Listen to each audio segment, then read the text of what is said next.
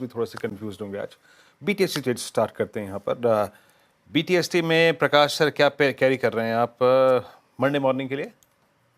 Good evening to you. मैं लूंगा long, वो होगा मैरिको। उसका रीजन क्या है? मार्केट इतनी गिरावट है, फिर भी मैरिको अप है।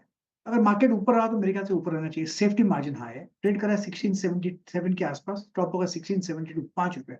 Near term target 685, zone of 700, ये एक जोन है, उस तक जाना चाहिए मैरिको। मैरिको डे हाई पर कर रहा है कारोबार और क्लोजिंग होने की तैयारी। मैरिको डे हाई पर ये गाबासा के पिक। कविता जी आप बताइए मंडे के लिए क्या कैरी कर रही हैं आप?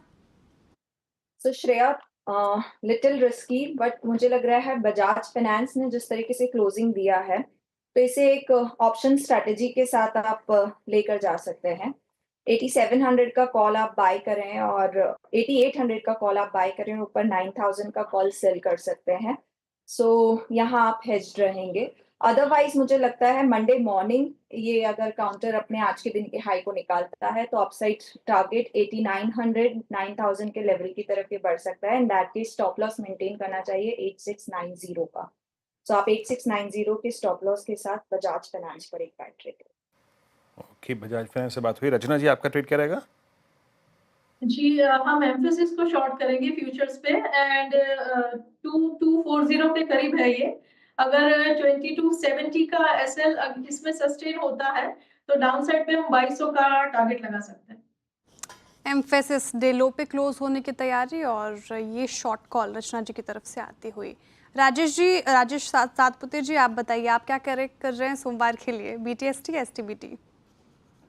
श्रेया जी, देखिए मैं एसटीबीटी करके जाऊंगा। मुझे लगता है आज सुबह मैंने कॉल दिया था जिंदाल स्टील पे, जेएसपीएल पे, तो उसका तो टारगेट था 850 का, वो आ गया। और मुझे लगता है जिस तरह से यहाँ पे आज प्राइस एंड वॉल्यूम ब्रेकडाउन है, ये और मुझे लगता है और थोड़ा खिसकेगा। तो इसका देखिए 850 करंट प्राइस, 853 करंट प्राइस है, सेल करे और 865 का स्टॉप लॉस रखे, छोटा ही स्टॉप लॉस रखेंगे। एसटीबीटी करना है तो 865 के स्टॉप लॉस के साथ जेएसपीएल का शॉर्ट कैरी करे।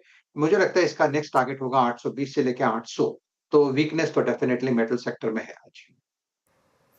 ओके, मेटल्स, यस, बाकी सुबह आपकी अच्छी कॉल थी वो। मानस जी आपका ट्रेड क्या रहेगा मंडे मॉर्निंग के लिए? तो वीरेंद्र जी, आरईसी के फ्यूचर में बिकवाली करने का ट्रेड लेना है। आरईसी में 3-4 दिनों से कंसोलिडेशन देख रहे थे। आज फाइनली 20 डे मूविंग एवरेज के नीचे स्टॉक फिसला है, प्राइस ब्रेकडाउन है, वॉल्यूम ज्यादा दिख रहे हैं।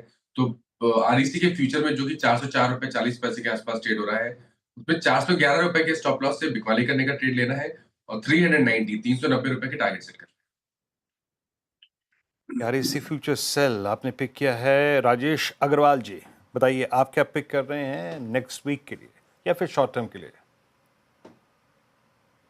वीरू जी, अभी अनुज जी कह रहे थे कि जो गिरावट आई है उसमें रिलायंस और लार्सन को क्या लेना देना है, लेकिन बाजार के कारणों से गिर रहे हैं। मैं पूरी तरीके से सहमत हूँ इस बात से।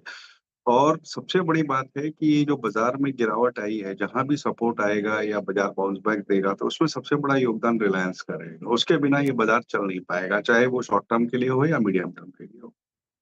मैं ऑलमोस्ट मंडे के लिए नहीं, बट शॉर्ट टर्म की बात की जाए तो मैं रिलायंस के साथ जाना चाहूंगा। तीसरी तिमाही के नतीजे हम सबने देखे, अच्छे आए थे। आरकूज 203 रुपए के ऊपर आए थे। रिटेल में अच्छी बढ़त थी। 780 स्टोर उन्होंने खोल के 19,000 के ऊपर अपने स्टोर कर लिए। रिटेल बिजनेस अच्छा खासा चल रहा है। ओटीसी में स्टेबलाइजेशन आ गया है और इतने बड़े केपेक्स के बाद भी डेट लेवल जो है वो कंफर्टेबल लेवल पे है।